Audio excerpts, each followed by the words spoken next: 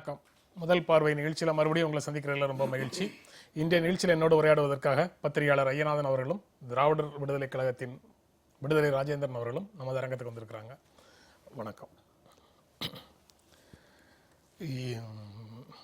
500 ரூபாய் 1000 ரூபாய் நோட்டு பண மதிப்பு நீக்கம் தொடர்பான இன்றைய செய்திகளாக ஜன்தன் வங்கி கணக்கிலிருந்து மாதம் ரூபாய் 10,000 மட்டும் எடுக்கலாம் அப்படின்னு சொல்லி அரசினுடைய அறிவிப்பு.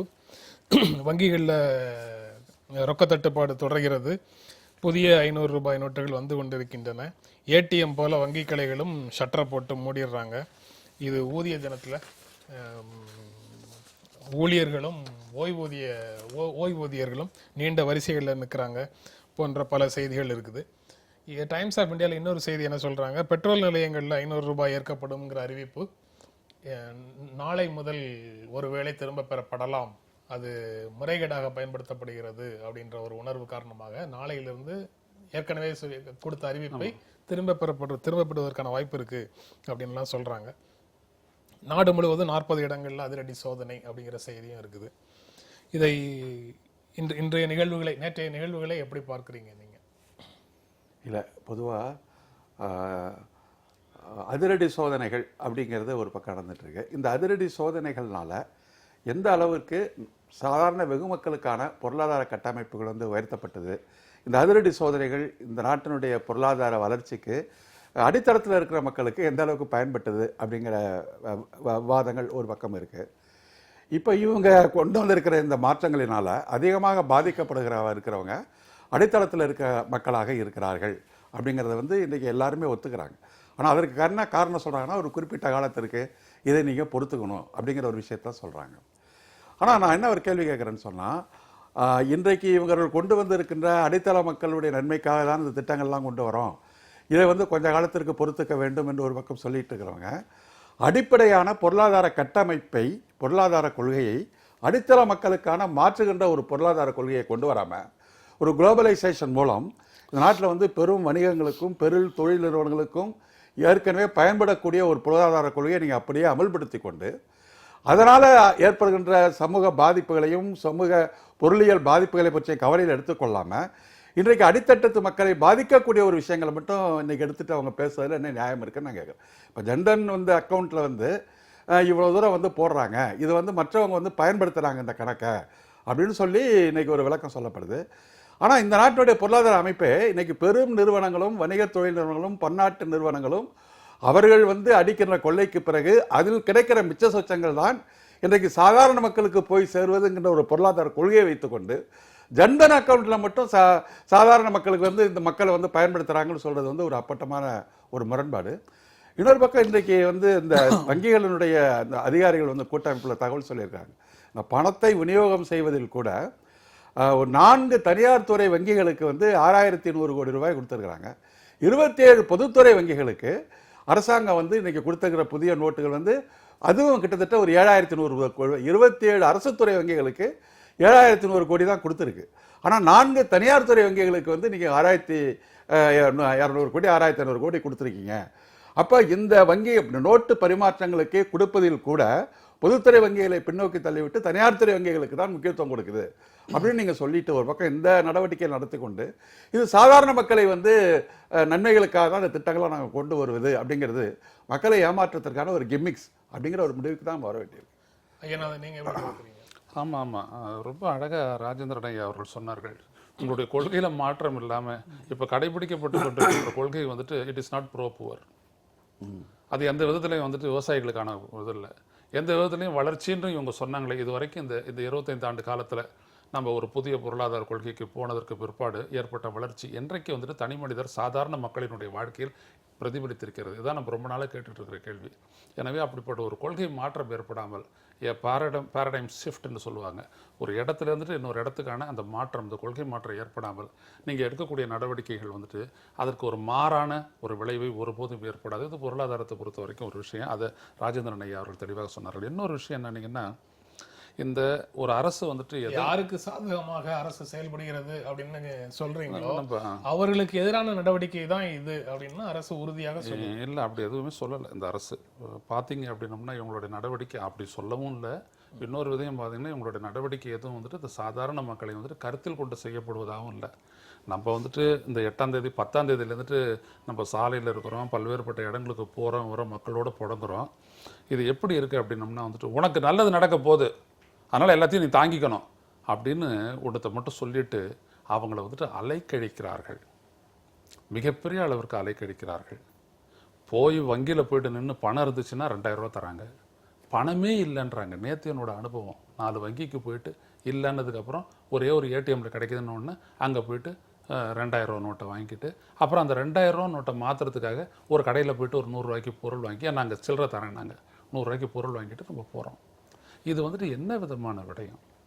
இதே ஒரு செய்தி ஒன்று முக்கியமாக நான் கவனத்தில் கொண்டு வர்றேன். போன வியாழக்கிழமை இரவு தமிழ்நாட்டிற்கு 14 டன் புதிய 500 ரூபாய் நோட்டுகள் வந்துச்சுன்னு சொன்னாங்க. ஆனால் ஐயா அவர்கள் எடுத்து சொல்றதை போல சில தனியார் வங்கிகள்லையும் ஸ்டேட் பேங்க்கில் சில ஏடிஎம்களில் மட்டும்தான் 500 ரூபாய் வந்திருக்கு. அதுவும் வந்துட்டு பரவலாக புழக்கத்துக்கே வரல. எதனால் இந்த மாதிரி ஒரு நிலை நடக்குது? உங்களுக்கு கட்டமைப்பு வசதி அதிகம் இருக்கிறது ஸ்டேட் பேங்க் தான், கிளைகள் நிறைய இருக்கிறது ஸ்டேட் பேங்க்கு தான். அதுதான் ரூரல் பெனிட்ரேஷன் அதிகம் உள்ள ஒரு நேஷனலைஸ்டு பேங்க். நேஷனலைஸ்டு பேங்க் மட்டும்தான் கிராமப்புறங்களுக்கு கொண்டு செல்லுது. அப்படிப்பட்ட கிராமப்புற வங்கிகளுக்கு வந்துட்டு பணத்தை கொண்டு போய் செலுத்தாமல் நீங்கள் வந்துட்டு தனியார் நிறுவனங்கள், பெருநிறுவனங்கள் இவங்க அந்த தனியார் வங்கிகளுக்கு மட்டும் எடுத்துகிட்டு போயிட்டு 6100 கோடி திணிக்கிறது அப்படின்றது என்னது? இது மக்களினுடைய உள்ளபடியே நீங்கள் நலனை கருத்தில் கொண்டு தான் செய்கிறீர்களா? அல்லது இது பாருங்கள் சொல்லியிருக்காரு பாருங்கள், மின்னணு பண பரிமாற்றமே இலக்கு, இதுக்காக வந்துட்டு திணிக்கிறாங்களோ அப்படின்றது தான் என்னுடைய ஐயப்பாடே. இது எதையோ அதாவது கரன்சி சர்க்குலேஷனுக்கே வரல. 8,45,000 கோடியை வந்துட்டு நீங்கள் வந்துட்டு டெபாசிட்டாக வாங்கியிருக்கீங்க, இல்லை மாற்றத்தின் மூலம் பெற்றிருக்கீங்க. ஆனால் புழக்கத்தில் விட்டது பார்த்தீங்கன்னா 2,16,000 கோடி தான். 2.5 லட்சம் கோடி தான் நீங்கள் வந்துட்டு புழக்கத்தில் விட்டுருக்கீங்க. இது என்னது இது? அப்போது ஒரு இடத்துல 8.5 லட்சம் ரூபாய் you are sucked in from the circulation. அது எப்படி இந்த 2.5 லட்சம் கோடி வந்துட்டு எப்படி எல்லாத்தையும் சரி பண்ணும்? ஒரு செய்தி வந்துருக்குது பாருங்கள், இந்த பீடி சுற்றுறவங்க அவங்களுடைய தொழில் பார்த்தீங்க அப்படின்னோம்னா பட்டுவாடா, கூலி பட்டுவாடா செய்ய வேண்டியதே வந்துட்டு 200 கோடி தேங்கி நிற்குதுன்றாங்க. அப்போ இந்த மக்களினுடைய நிலை என்ன? இதெல்லாம் கருத்தில் கொள்ளாமல் வந்துட்டு நீங்கள் பெருசாக ஊதி பெரிய பெரிய விஷயங்களை சொல்கிறதுல என்ன அர்த்தம்? அதுதான் இங்கே இது தொடர்பாக இன்னும் ஒரே ஒரு செய்தி.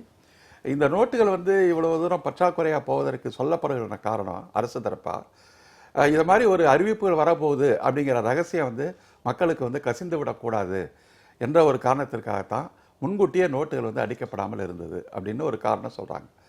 ஆனால் நேற்று வந்து வங்கி அதிகாரிகளுடைய அந்த பத்திரிகையாளர் சந்திப்பில் என்ன சொல்லியிருக்காங்கன்னா, 2000 ரூபாய் நோட்டுகள் வந்து அதற்கு பல மாதங்களுக்கு முன்பே அடித்து தயாராக வச்சுருக்கீங்க. ஆனால் 2000 நோட்டுகளை அடிக்க தயாராக இருக்கிறவங்க ஏன் 500 ரூபாய் நோட்டை அடிக்கலை அப்படிங்கிற ஒரு கேள்வி அவங்க கேட்குறாங்க.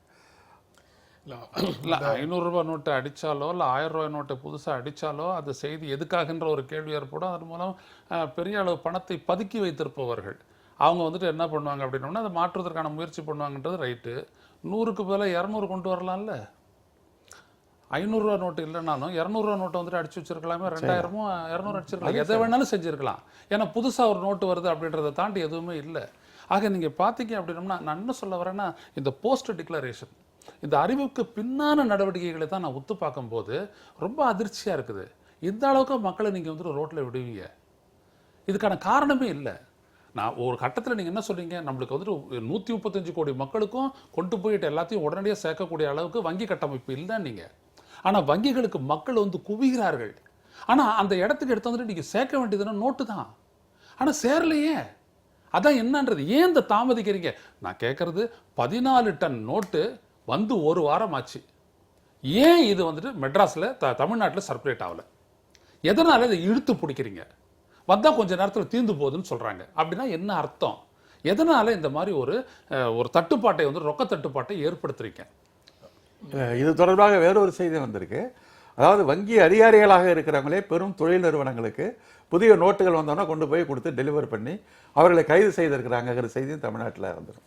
அது நடக்கும். நீங்கள் ரகசியமாக இல்லை அந்த செய்தி அப்படின்னு சொல்கிறீங்களே, அது தொடர்பாகவும் நேற்று ஒரு நிகழ்வு வந்ததாக படித்தேன். இன்று நாளிதழ்களில் அதை பற்றி பெரிய செய்திகள் ப்ராமினெண்ட்டாக இருக்கிற மாதிரி தெரியல. ரொம்ப சின்னதாக எதுலையாவது இருக்காங்கிறது காலையில் பார்க்கும்போது தெரியல. அவர் நேரலையாக ஒளிபரப்பியதாக நாம் நம்பிக்கொண்டிருந்த விஷயங்கள் எல்லாமே நேரலையாக ஒளிபரப்பப்படவில்லை. ஆல்ரெடி ரெக்கார்டட் ஸ்பீச்சை தான் நேரலைன்னு ஊடகங்கள் போட்டன அப்படின்னு தூர்தர்ஷனை சேர்ந்த ஒரு ஊழியர் வந்து நேற்று செய்தியாளர்கள்ட்ட பேசியதாக, அவர் பேசியது வீடியோவில் இருக்கிறதுனுடைய தமிழ் பகுதியை ஒரு நண்பர் ஒரு இடத்துல போட்டிருக்காருங்கிறத தான் பார்த்தேன்.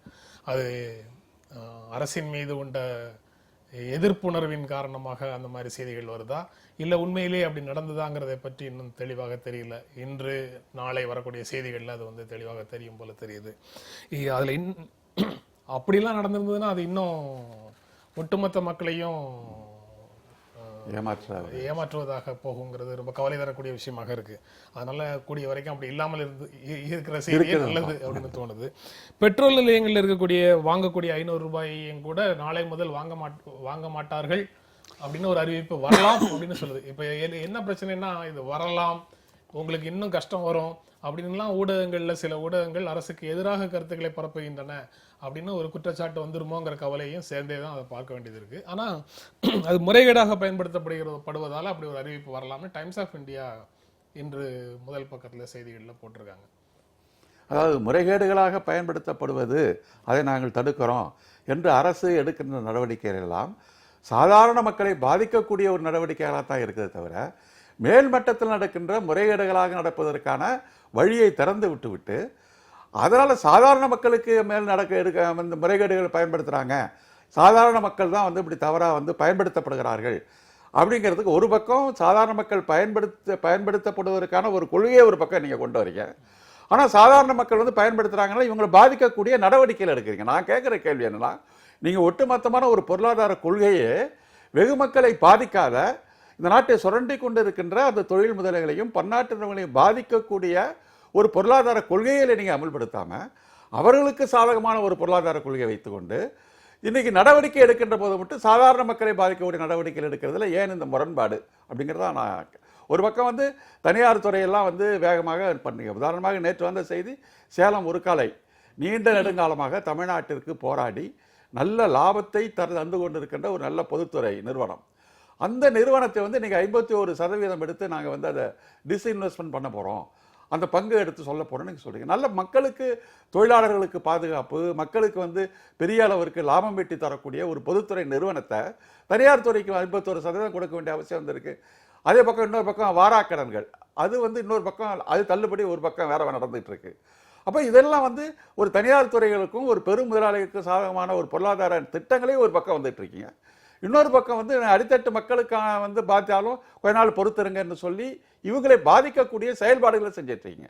ஏன் இந்த முரண்பாடு தான் நான் கேட்க விரும்புகிறேன். இல்லை, இதுதான் விவாதமாகணும், இதுதான் விவாதிக்கணும். நம்ம இந்த நடவடிக்கையை வச்சு இந்த நாட்டினுடைய பொருளாதாரம், இந்த அரசு எடுக்கக்கூடிய நடவடிக்கை, இவருடைய கொள்கை முடிவுகள், இந்த நாட்டை இந்த 25 ஆண்டு காலத்தில் இது எங்கே எடுத்துகிட்டு போய் செலுத்துச்சு, இதனால் நம்மளுக்கு எம்ப்ளாய்மெண்ட் கிடைச்சதா இல்லையா, எந்த அளவுக்கு இந்த நாடு எங்கே போயிட்டு இருக்குது, அந்த போயிட்டு இருக்கக்கூடிய அந்த திசையில் இவங்க எடுத்துருக்கக்கூடிய நடவடிக்கை சாதகமான பாதகமான விளைவுகளை ஏற்படுத்துமா, இப்படின்ற விஷயங்கள் தான் விவாதிக்கணும். அந்த மாதிரி விஷயங்களை விவாதிச்சாங்க அப்படின்னா இந்த காலகட்டத்துக்கு அது ரொம்ப சிறந்ததாக இருக்கும். ஒன்று. ரெண்டாவது விஷயம் ஐயா, இல்லை அந்த மாதிரி விஷயங்களே காலங்காலமாக இந்த இந்த புதிய கொள்கைகள் எப்போ வந்ததோ வந்ததுலேருந்து ஊடகங்கள்ல விவாதங்களும் நடந்துகிட்டே தானே இருக்கு. வெளியிலயும் அது தொடர்பான பிரச்சாரம் நடந்துகிட்டே தானே இருக்கு. இல்லைங்கய்யா, நீங்க அந்த விவாதம் நடத்தக்கூடிய இடங்க யாரு அப்படின்னு பாத்தீங்கன்னா அந்த நெறியாளரோ அந்த சம்பந்தப்பட்டவர் வந்துட்டு அதில் வந்துட்டு ஓரளவிற்கு ஒரு ஈடுபாடு கொண்டவர்கள் மட்டும்தான் அதை செய்யறாங்க. மற்றபடி பாத்தீங்க அப்படின்னா இன்னைக்கு ஹாட் நியூஸ் என்ன, அதன் மீதான விவாதம். இப்போ உதாரணத்துக்கு நீங்க சொல்லக்கூடிய அதே விஷயத்தை நான் தயவு செய்து குறுக்கீட்டுக்கு மன்னிக்கணும். நீங்க சொல்லக்கூடிய அதே விஷயத்தை நான் வேறு விதமாக பார்க்கிறேன். அதாவது இந்த தனியார் மயம் தொடங்கியதிலிருந்து, தாராள மயம் தொடங்கியதிலிருந்து, மயம் தொடங்கியதிலிருந்து அதை பல்வேறு பெரிய பெரிய நிறுவனங்கள், நவரத்னா நிறுவனங்கள் என்று சொல்லக்கூடிய நிறுவனங்கள் எல்லாமே தனியார் மயத்துக்கு தள்ளப்பட்ட நேரத்தில் கூட அப்பெல்லாம் வந்து அதற்கு முன்னுரிமை கொடுக்காத பல அரசியல் ஆர்வலர்களும் அரசியல் அமைப்புகளும் அவர்கள் மாநிலத்தில் ஒரு முக்கியமான ஒரு தொழிற்சாலைக்கு அது போன்ற நிலை வரும்போது மட்டும்தான் குரல் கொடுக்குறீங்க அப்படின்னு அதை பார்க்கலாமா? நிஜமா நான் அதுதான் சொல்ல. அப்போ வெவ்வேறு காரணிகளை வைத்து இந்த கொள்கைகளை அமல்படுத்துபவர்கள் வெவ்வேறு காரணிகளை வைத்து பிரித்தாழ்வதில் வெற்றி பெற்றார்கள். ஆமா, இப்ப அதை பாருங்களேன், நம்ம அடுத்தபடியா விவாதிக்க போறோம் தேசிய கீதம். சரி, விவாதிக்கிறோடைய விடயமா எதுக்கு தூக்கி விடுறாங்க, இதையும் விவாதி அப்படின்ட்டு. இது முக்கியமா? அது இன்னைக்கு நீங்கள் ஒன்றும் வேணாங்க, ஒட்டன் சத்திரம் சந்தைக்கு வந்த பொருட்கள் எல்லாம், விளைபொருட்கள், விவசாய விளைபொருட்கள்லாம் நேற்று ப்ரொடியூஸ் பண்ணி இன்னைக்கு கொண்டு வந்ததில்லை. 3 மாதம் 4 மாதம் உழைப்பு கொண்டு வந்து வைக்கிறாங்க. அங்கே இருக்கிற வியாபாரி என்ன சொல்கிறாருன்னா, வச்சுட்டு போங்க, வந்து வாங்குறதுக்கு ஆள் இல்லை, வாங்கினா பிறகு வந்து பணத்தை வாங்கிட்டு போன்றான். இதே தான் வருது வத்தலகுண்டு சந்தையிலையும். இந்த மாதிரி மண்டிகள் பல ஆயிரக்கணக்கில் இந்தியாவில் இருக்குது. இவங்கெல்லாம் எந்த விதமான எலக்ட்ரானிக் ஒன்று வேணாம். ஒரு செய்தி ஒன்று வந்துச்சு ஒரு ஆங்கில பத்திரிகையில், கோலார் தங்க வயல், அந்த கோலார் பகுதியில் இருக்கிறது தான் ஆசியாவிலே 2வது பெரிய தக்காளி சந்தை. கொடுக்கறதுக்கு காசு இல்லை, அங்கே ஒரு வங்கியும் இல்லை, அங்கே ஒரு ஏடிஎம்மும் இல்லை. என்னது இது? நீங்கள் என்ன சொல்கிறீங்க, மின்னணு பண பரிவர்த்தனைக்கு போகலான்ட்டு? வங்கி கிளையே இல்லைங்க ஐயா. நீங்கள் இந்த மாதிரி ஒரு இடத்துல இப்படி ஒரு கேஷ் கிரன்ச் வந்துட்டதுக்கு பிற்பாடு அவங்க கிட்ட இருந்த பணம் செல்லாதுன்னு நீங்கள் சொல்லிட்டீங்க. இப்போது இடைநிலை வியாபாரிகள் கிட்ட வந்துட்டு இது பணம் நிறைய இருக்குது. அவங்கெல்லாம் வந்துட்டு செல்லாதுன்னு ஆயிட்ட உடனே அவங்க என்ன செய்கிறாங்க, நான் கொடுக்குற வாங்கிக்கிறியான்ற கேட்குறாங்க. பல இடங்களில் நடக்குது இது. இவங்க எடுத்துகிட்டு போயிட்டு என்ன பண்ணுவாங்க, சாதாரண ஏழை எளிய மக்கள் இல்லை. அப்போ என்ன அர்த்தம், அவங்களால வங்கியில் போட முடியாது. சரி, பணத்தை வந்துட்டு கணக்கில் கொண்டு வர்றது உங்களுடைய ஒரு நோக்கம். கணக்கில் கொண்டு வர வந்த நோட்டுக்கு இணையா பணத்தை வந்துட்டு நீங்கள் கொடுங்க, பணத்தை நீங்கள் வெளியிடுங்க. வெளியிடாத போய் இன்னைக்கு எந்த அளவுக்குன்னா 80 விழுக்காடு, அதாவது மைக்ரோ ஸ்மால் மீடியம் என்டர்பிரைசஸ் மிகப்பெரிய அளவில் அடிபட்டுருக்குறோம் நாங்கள். ஏன்னா எங்களுக்கு வந்துட்டு ஃபினான்சியல் சப்போர்ட் கிடையாது, பேங்க்ல இருந்துட்டு இன்ஸ்டிடியூஷனல் சப்போர்ட் கிடையாது. நாங்கள்லாம் கிட்டத்தட்ட வந்துட்டு பார்த்தீங்க அப்படின்னோம்னா வந்துட்டு சொந்த பணம் இல்லாட்டி எங்களுக்குள்ளே நாங்கள் ரொட்டேட் பண்ணிட்டு இருக்கிற பணத்தை வச்சுட்டு தான் நாங்கள் பண்ணுறோம். இந்த மாதிரி இடம் வந்துட்டு மிகப்பெரிய அளவில் பாதிக்கப்பட்டிருக்குது. அவங்களுக்கு கருப்பு பணம் கிடையாது, அவங்க ஈஸியாக ரொட்டேஷனுக்கு கொண்டு வரலாம், ஆனால் கொண்டு வந்து போட்டுட்டு எடுக்க முடியலை. இவங்க சொல்லிடுறாங்க 24,000 வரைக்கும் எடுக்கலாம் அப்படின்ட்டு. போய் பாருங்கள், வங்கிற தொட்டு காசு இல்லைன்றாங்க, பணம் வரலன்றாங்க. அப்போ 24,000 ரூபா எடுக்கிறதுன்றது என்னது, வார்த்தையில் மட்டுமே இருக்குது. ஏன் இதை செய்கிறீங்க? எல்லா இடத்துலையும் பாயிண்ட் ஆஃப் சேல் அப்படின்ற அந்த இன்ஸ்ட்ருமெண்ட்டை வச்சுக்கிட்டு எவ்வளோ நடக்குது, அது எதுவுமே இல்லை. ஆக நீங்கள் பார்த்தீங்க அப்படின்னோம்னா இந்த ஒட்டுமொத்த இந்த அணுகுமுறை அப்படின்றது வந்துட்டு இந்த எல்லாவற்றையும் கேஷ்லெஸ் சொசைட்டி அப்படின்ற ஒரு முடக்கத்தை ஒன்றத்தை வச்சுக்கிட்டு அதை பற்றி பெருசாக எழுதிக்கிட்டு பேசிக்கிட்டு சாதாரண மக்கள்லாம் அப்படியே விட்டுட்டாங்க. நான் சொல்லக்கூடிய சாதாரண மக்கள் என்பது அன்ஆர்கனைஸ்டு செக்டார், விவசாயம், சிறுதொழில், குறுதொழில், அப்புறம் நடுத்தர தொழில்கள். நீங்கள்லாம் போனீங்கன்னா கிண்டி எஸ்டேட், ஈக்காடுதாங்கல், இந்த இடத்துலலாம் நீங்கள் போனீங்க அப்படின்னோம்னா தெர் இஸ் அ லல் இந்த ஆக்டிவிட்டி அப்படின்னு சொல்லுவாங்க. ஏதோ பந்து நடந்த மாதிரி ஒரு சூழல் வந்துட்டு நிலவுது. கூலி கொடுக்க முடியாத, சம்பளம் கொடுக்க முடியாத ஒரு சூழல் நிலவுது. இதை எப்படி நீங்கள் கணக்கில் எடுத்துக்காம ஒரு நடவடிக்கை தொடர்ந்துகிட்டு இருப்பீங்க? இல்லை, இது தொடர்பாக இன்னொரு செய்தி.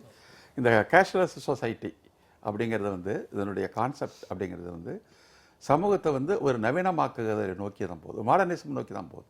இப்போ வளர்ச்சியடைந்த பல நாடுகளில் இந்த மாதிரி வந்து இந்த பண பரிவர்த்தனை அப்படிங்கிறதெல்லாம் படிப்படியாக நிறுத்தி அதிகமாக வந்துட்டு இருக்கிறாங்க. நம்முடைய இங்கே இருக்கிற ஒரு சமூக சூழலுங்கிறது வந்து இன்னும் ஒரு நவீனத்துவமான சமூகத்தை நோக்கி நம்ம போகலை. நவீனத்துவமான சமூகத்தை நோக்கி போகணும் அப்படிங்கிறது நம்முடைய ஒரு விருப்பமாக இருக்குது. ஆனால் ஒரு பக்கம் இதே பாரதிய ஜனதா கட்சி அரசாங்கம் இந்த ஆட்சியை வந்து ஒரு நவீனத்துவ சமூகத்தை நோக்கி போகாத, பின்னுக்கு இழுத்து கொள்ளக்கூடிய, இந்த நாட்டில் வந்து ஒரு மதவாத ஆட்சியை நிறுவனம், மதவாதம் தான் அந்த நாட்டினுடைய கொள்கையாக இருக்கணும், மதவாதத்தினுடைய அடிப்படையில் பார்க்கணும், நம்முடைய அறிவியல்கள் எல்லாம் வந்து அந்த காலத்தில் வேதத்தில் இருந்துச்சு, புராணத்தில் இருந்துச்சு என்று ஒரு பக்கம் சமூகத்தில் வந்து பிற்போக்குத்தனமான நவீனத்துவத்துக்கு எதிரான கொள்கைகளை ஒரு பக்கம் நீங்கள் பேசிக்கிட்டு அதற்கு அரசாங்க அதிகாரத்தை முழுமையாக பயன்படுத்திக்கிட்டு இந்த விஷயத்தில் மட்டும் நான் கேஷ்லெஸ் சொசைட்டியாக நாங்கள் நவீனத்துவமாக கொண்டு போகிறேன் அப்படின்னு பேசுவதற்கு இடையில வந்து ஒரு பெரிய இடைவெளி இருக்கிறதா நான் நினைக்கிறேன். மக்களை வந்து இதற்கு நீங்கள் குறைந்தபட்சம் தயார்படுத்தணும். இந்த ஜன்தன் வங்கி கணக்கே வந்து இவர் வந்ததுக்கு பிறகு தான் அறிமுகப்படுத்தப்பட்டது. இதற்கு பிறகு வங்கி கணக்கு தொடங்குதுங்கிறது என்பதே இந்த மக்களுக்கு வந்து அறிமுகப்படுத்தப்பட்டதே இவ்வளோ 1000 வந்ததுக்கு அப்புறம் தான். வங்கி கணக்கு தொடங்கி வங்கிக்கு போய் அதில் பல வங்கி கணக்கு வந்து செயல்படாத வங்கிகளாக தான் இருக்குது. வங்கி கணக்கு தொடங்கினாலும் அதை ஆப்ரேட் பண்ணுற அளவுக்கான மனநிலை இல்லாத ஒரு மக்கள்ங்கிறது அரசாங்கம் ஒத்துக்குது. அப்படிப்பட்ட ஒரு சமூகத்தில் நீங்கள் திடீர்னு வந்து நாங்கள் எல்லாமே வந்து ஒரு கேஷ்லெஸ், ரொக்கம் இல்லாத ஒரு சமூகமாக மாற்றுறோம் அப்படின்னு சொல்லுவது என்பது நடைமுறை ரீதியான சாத்தியமாகுது. அவங்களே யோசிச்சு பார்க்கணும் இல்லையா? வேறு சில அறிஞர்கள் சில கருத்துக்களை முன்வைக்கிறாங்க இது தொடர்பாக. அதாவது வங்கிகள் மூலமாக எல்லா பரிவர்த்தனைகளும் நடக்கும்போது ஒரு வெளிப்படைத்தன்மை கிடைக்குது, அந்த வெளிப்படைத்தன்மை மூலமாக தவறுகள் நடக்காம இருக்கிறதுக்கு வாய்ப்பு இருக்குங்கிறது ஒரு மாயை, ஒரு வெறும் நம்பிக்கை அப்படின்னு சொல்ற சில அறிஞர்கள் இருக்காங்க. அவங்க என்ன சொல்றாங்க, பல்வேறு விதங்கள்ல வெளிநாடுகளுக்கு இங்கிருந்து எடுத்து செல்லப்படுகின்ற பணம் வந்து முறையான பரிவர்த்தனைகள் மூலமாக அதிகாரப்பூர்வமான வழிகளிலேயே போகிறது. அது அது வந்து வெளிப்படைத்தன்மை இருக்கு அப்படிங்கிறதுனால அங்க நடக்காதுங்கிறதுக்கான ஒண்ணும் இல்லை. ஓவர் இன்வாய்சிங், அண்டர் இன்வாய்சிங் மூலமாக அதிகாரப்பூர்வமான வழிகளிலேயே, முறையான வழிகளிலேயே முறைகேடுகள் நடக்கின்றன. அதனால இது வந்து சாதாரண மக்கள் மத்தியில் இருக்கக்கூடிய ஒரு நம்பிக்கையின் மேல அரசு இந்த விளையாட்டை விளையாடுகிறது அப்படிங்கிற கருத்தை அவங்க முன்வைக்கிறாங்க. சரியான அதுதான் நான் சொல்லிட்டு இருக்கேன். ஏற்கனவே டபுள் டாக்ஸேஷன் ட்ரீட்னு ஒன்று வச்சிருக்கீங்க. பனாமாவில் வந்து முதலீடு போட்டுட்டு ஒரு தீவில் போட்டு பணத்தெல்லாம் இங்கே வந்து கொண்டு போகிறதுக்கான வாய்ப்பில் நீங்கள் வச்சுருக்கீங்க ஏற்கனவே இதெல்லாம். அந்த மாதிரி பணங்கள் தான் நிறையா இங்கே வந்துட்டு இருக்குங்கிறாங்க. இது மாதிரி கொள்ளைப்புற வழிகள்லாம் வந்து அதிகாரப்பூர்வமாக திறந்து வர்ற ஒரு பொருளாதார சூழல் தானே உங்களுக்கு இருந்து கொண்டு இருக்கிறதா நம்ம பார்க்குறோம். ஆனால் ஐயநாதன், நீங்கள் குறிப்பிட்ட மாதிரி சாதாரண மக்களை மட்டும் வங்கியை நோக்கி தள்ளல. இவங்க வந்து ரூட் ஆல் வேஜஸ் வயா பேங்க் அக்கௌண்ட்ஸ் அப்படின்னு அரசு வந்து தொழிலகங்களுக்கும் ஒரு உறுதியான அறிவுறுத்தலை கொடுக்குது அப்படின்னு இன்றைய ஆங்கில ஹிந்து நாளிதழில் செய்தி இருக்கு. அவங்க உங்ககிட்ட வேலை பார்க்குறவங்க உங்களுடைய கான்ட்ராக்டர்ஸ் மூலமாக போகின்ற பணம் எல்லாமே வந்து உழைக்கும் மக்களுடைய கணக்குகளுக்கு போவதை உறுதி செய்யுங்கள் அப்படின்னு அரசு சொல்லுது. அதாவது total business transaction should have to done through digital medium அப்படின்னு சொன்னால் அது அக்செப்டபுள். மின்னணு மூலம் தான், வங்கி பரிவர்த்தனைகள் மூலமாக தான் சொத்துக்களை வாங்கவோ விற்கவோ முடியும், தங்கத்தை வாங்கவோ விற்கவோ முடியும். எந்த ஒரு பர்ச்சேஸ் 50,000க்கு மேலே போச்சுனாலும் அதை வந்துட்டு வங்கி கணக்கு வழியாக தான் நீங்கள் செஞ்சாகணும், இல்லை கார்டில் செஞ்சாகணும் அப்படின்னு சொன்னால் புரிஞ்சுக்கொள்ளக்கூடியது. நீங்கள் சாதாரணமாக 8,000 10,000 சம்பாதிக்கக்கூடியவங்க வாரத்து பேமெண்ட் அப்படின்றதெல்லாம் எப்படி செய்யறது? இங்கே விஷயம் என்ன அப்படின்னீங்கன்னா, இங்கே வந்துட்டு இந்த எந்த ஒரு நாடு வந்துட்டு வெள்ளைக்காரனோ இல்லை இந்தியாவினுடைய அரசோ வந்துட்டு உருவாக்கின பொருளாதாரம் இல்லை. இயற்கையை சார்ந்து வாழ்ந்து அப்புறம் இரும்பு கண்டுபிடிச்சி நம்மளே வாழ்ந்து நம்மளே ஒரு பொருளாதாரம் உருவாக்கி நம்மளே ஒரு சந்தையை உருவாக்கி ஒரு உள்ளூர் பெரிய, அதாவது உள்நாட்டு பெரிய பொருளாதாரம் அப்படின்றதே, சுயசார்பு பொருளாதாரம் அப்படின்றது தான் இந்திய பொருளாதாரமே. இன்றைக்கி தான் அதனுடைய சார்பு நிலை வந்துட்டு கொஞ்சம் கொஞ்சமாக ஷிஃப்ட் ஆகி அந்நிய முதலீடுகள் இவங்களெல்லாம் சார்ந்து இவங்க கொள்கைன்ற பேரில் கொண்டு போயிட்டுருக்குறாங்க. அப்படியாப்பட்ட ஒரு சூழலில் வந்துட்டு பார்த்திங்கன்னா என்னுடைய இப்போ சாதாரண பர்ச்சேஸ் அனைத்தும் பார்த்தீங்க அப்படின்னம்னா வந்துட்டு ஒரு ஹோட்டலில் போய்ட்டு நான் 80 ரூபாய்க்கு சாப்பிட்றேன், இன்னொரு இடத்துல போய்ட்டு நான் டீ 10 ரூபாய்க்கு குடிப்பேன், இன்னொரு இடத்துல போய்ட்டுனா ஒரு தக்காளியை வந்து 30 ரூபாய்க்கு நான் வாங்குவேன், கத்திரிக்காய் 40 ரூபாய்க்கு வாங்குவேன், இன்னொரு மளிகை கடையில் வந்துச்சுன்னா நான் ஒரு 80-100 ரூபாய்க்கு தான் பொருள் வாங்குவேன். இப்படியாப்பட்ட ஒரு சூழல் தான் இந்த இந்தியாவில் நிலவுது. இதை விட்டுட்டு எல்லாரும் வந்துட்டு நேராக மால்ஸுக்கு போகிறாங்க, ஒரு கூட வண்டியை வச்சுக்கிறாங்க, எல்லாத்தையும் வாங்கிட்டு கடைசியாக கார்டு கொடுக்குறாங்க. அதை நோக்கி தள்ளுவது கூட நோக்கமா என்னவோ. நான் அதைத்தான் சொல்ல வரேன். நீங்கள் கேஷ்லெஸ் சொசைட்டின்னு இவங்க சொல்கிறதுனுடைய காரணம் ஏதோ நவீனப்படுத்துகிற மூடு அப்படின்லாம் ஒரு முயற்சி அப்படின்லாம் கூட ஐயா சொன்னார். இல்லை, எல்லாரையும் டாக்ஸ் நெட்டுக்குள்ளே கொண்டு வரணும். இது ரெவென்யூ டெஃபிசிட்டை வந்துட்டு அடைக்கக்கூடிய ஒரு முயற்சி, நான் பாராட்டுறேன். ஆனால் நீங்கள் எதை திணிக்கிறீங்கன்றதை பாருங்கள். பணத்தையும் கொடுக்காம நீ வந்து பணம் வேணுமா இப்படியாப்பட்ட வழிக்கு வா, செலவு பண்ணுமா இப்படியாப்பட்ட பாதையில் நீ போ அப்படின்னு வற்புறுத்துறது எப்படி சரி? ஒவ்வொரு இடத்துலையும் நீங்கள் சொல்லும்போது, ஐயநாதன் சொல்லும்போது, நீங்கள் குறிப்பிடும்போது வேறொரு சித்திரம் நினைவுக்கு வருது. அது வந்து அரசால் கவனத்தில் கொள்ளப்படவில்லையோ அப்படிங்கிற உணர்வு வருது. சரியாங்கிறத சொல்லுங்கள். இங்கே வந்து வாரக்கூலி அல்லது தினக்கூலி வாங்கிட்டு அந்த கூலியை எடுத்துட்டு தான் போய் அன்றைய இரவு சமைக்கிறதும் உண்பதுமாக இருக்கக்கூடியவர்கள் பெரும்பாலான மக்கள் இருக்காங்க. அந்த இதே கணக்கில் எடுத்துக்காம அவர்களுடைய இன்றைக்கு வந்து அவருடைய கணக்கில் உங்களுடைய சம்பளத்தை போட்டுறோம் அப்படின்னு சொல்றதன் மூலமாக இந்த சித்திரத்தை, இந்த நிலைமைகளை கணக்கிலே எடுத்துக்கொள்ளலையோ அப்படிங்கிற உணர்வு வருது. அதுபோக இந்த பொருளாதார விஷயங்கள்லேருந்து வேறொரு திசையில் இது பேசும்போது வரக்கூடிய இன்னொரு சந்தேகம், உணர்வு, அதை பகிர்ந்துக்கிறேன். ஆங்கிலத்தில் கணக்கு அக்கௌண்டன்சியில் மேனுஃபேக்சரிங் காஸ்ட், உற்பத்தி செலவில் வரக்கூடிய ஊழியர்களுக்கான தொழிலாளர்களுக்கான ஊதியத்தை கூலி அப்படின்னு, வேஜஸ் அப்படின்ற சொல் பயன்படுத்துறாங்க. அலுவலகங்களில் வேலை பார்க்கக்கூடியவர்களுக்கு சேலரி அண்ட் அலவன்சஸ்ங்கிற பெயரில் பயன்படுத்துறாங்க. அதே தமிழ்லையும் நம்ம வந்து கூலி என்பதையும் ஊதியம் என்பதையும், ஊதியம்ங்கிறது தமிழ் சொல்லாங்கிறது அடுத்த விவாதம் பழக்கத்துல இருக்கு. இந்த ரெண்டுக்கும் நம்ம வந்து அதுலயும் வந்து ஒரு வேறுபாடு காட்டுறோமாங்கிற உணர்வும் நம்ம இதை பேசிட்டு இருக்கும் போது வருது இருக்கு. இல்லை, இப்போ இந்த உச்சநீதிமன்றம் இப்போ ஏற்கனவே வந்து ஊதியம் வந்து வழங்குகிற முறை வந்து வங்கிகள் மூலமா நடக்கிறது ஏற்கனவே பெரும்பாலான இடங்களுக்கு வந்துச்சு. அது ஒன்றும் இல்லை. இப்போ கூலி அப்படிங்கிறது தான் வந்து மக்களுக்கு நேரடியாக வழங்கப்படுது. ஏன்னா அவங்க அந்த கூலியை வைத்துக்கொண்டு அவங்க அன்றாடம் அவங்களுடைய லிவ்லிஹுட்ஸ், அவங்களுடைய வாழ்வு ஆதாரத்தை வந்து அந்த கூலியை வைத்து வாழக்கூடிய நிலையில் இருக்கிறவங்க, அவங்க போய் வங்கிக்கு போய் வங்கி பரிவர்த்தனையின் மூலம் வாழக்கூடிய அளவுக்கு அவங்க வாழ் நிலையோ அவங்களுடைய பொருளாதார நிலையோ சமூக நிலை எல்லாமே வந்து அவங்களுக்கு இல்லை.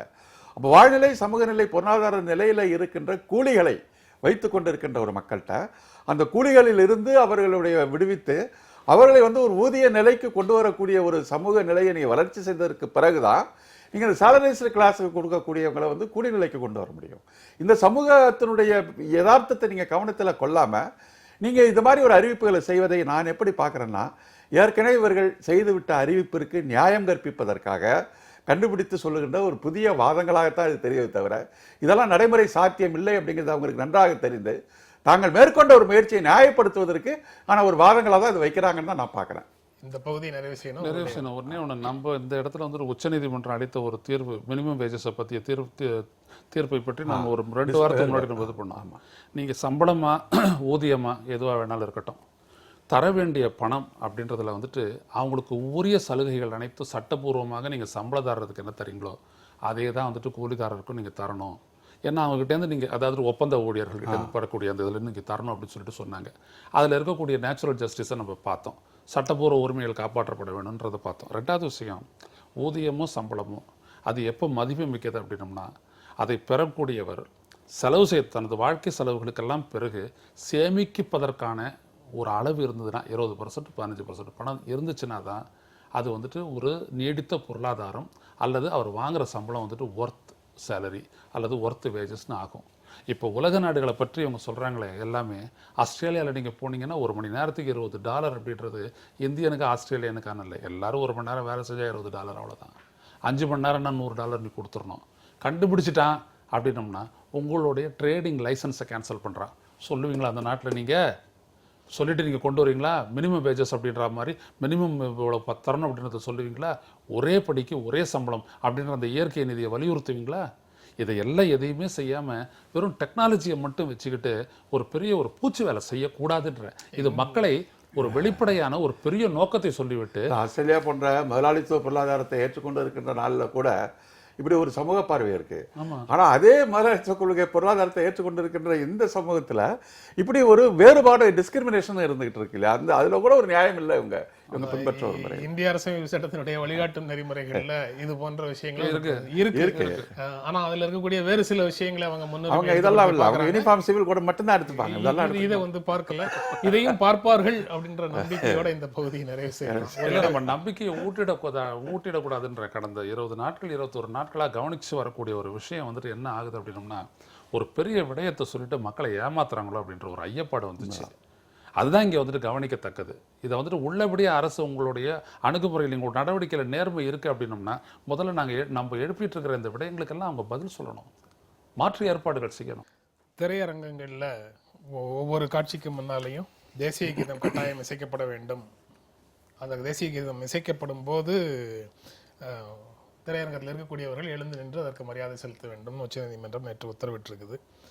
இது மீண்டும் தேசிய கீதம் தொடர்பாக ஒரு உணர்வை, ஒரு விவாதத்தை உருவாக்கி இருக்குது. நீங்கள் எப்படி பார்க்குறீங்க ஐயநாதன்? இதெல்லாம் ரொம்ப ஒரு சாதாரண அடையாளம் காட்டிக்கிறது அப்படின்னு சொல்லுவோமே, அப்படியாப்பட்ட ஒரு விடயமாக தான் இருக்குது. தேசிய கீதத்தை ஒலிக்க வேண்டும், அதை மதிக்கின்றோம். அதில் இருவேறுபட்ட கருத்தெல்லாம் ஒன்றும் இல்லை. நான் சொல்வது என்னென்னா, இது மட்டுமே ஒரு மெய்ச்செயலாகி விடுமா? ஒரு பெரும் பதவியில் இருக்கிறவங்க இந்த நாட்டினுடைய அதிகாரிகள் வரைக்கும் உள்ளபடியே இந்த தேசத்தின் மீது அக்கறை கொண்டு செயலாற்றிருப்பார்களே ஆனால் இந்த நாடு ஊழலில் மிதக்கிறது அப்படின்னு வெக்கம் இல்லாமல் நம்ம சொல்லிட்டு இருக்கிறோம். இப்படி ஒரு நிலை ஏற்பட்டிருக்குமா? தேசப்பற்றினுடைய அடையாளம் தானே நம்ம தேசிய சின்னங்களை மதிக்கிறதுன்றது. அப்படி இந்த தேசத்தில் இருக்கக்கூடிய மக்கள் அனைவரும் வேறுபாடின்றி காப்பாற்றப்பட்டார்களா? அவருடைய நலன் முன்னெடுக்கப்பட்டதா? அப்படின்னா இல்லையே. வேற்றுமையில் ஒற்றுமை காண்பது அப்படின்றது தான் ஒரு மிகப்பெரிய விடயமா. இந்த மாதிரி அடையாளங்கள்ல, தேசிய அடையாளங்கள் மேல, நாட்டுப்பற்றுல இதிலெல்லாம் குறைவு ஏற்படுவதால தான், இதுலெல்லாம் குறைகள் வருவதால தான் நீங்க சொல்ற மாதிரி முறைகேடுகள்ல அதிகாரிகளும் அரசியல்வாதிகளும் ஈடுபடுகிறார்கள்.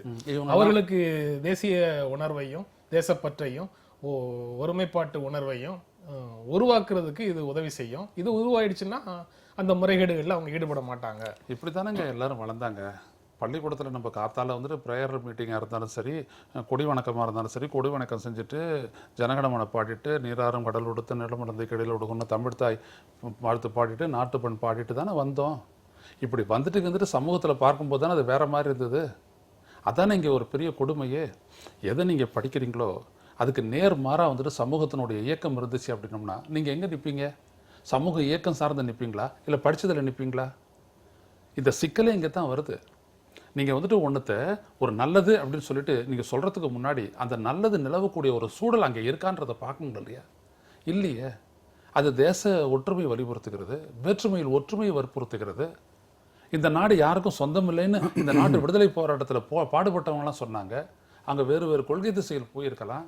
ஆனால் இந்த நாட்டில் இருக்கக்கூடிய அந்த வேற்றுமையை வந்துட்டு ஒரு ஒற்றுமையாக பார்த்தாங்க. அதில் தான் இந்த நாட்டினுடைய பலம் இருக்குன்னு சொன்னாங்க. அப்படிப்பட்ட சொல்கிறவங்க தான் இன்றைக்கி ஆட்சியில் இருக்கிறாங்களா? அப்படி அவங்க வந்துட்டு கருதுறாங்களா? இல்லையே.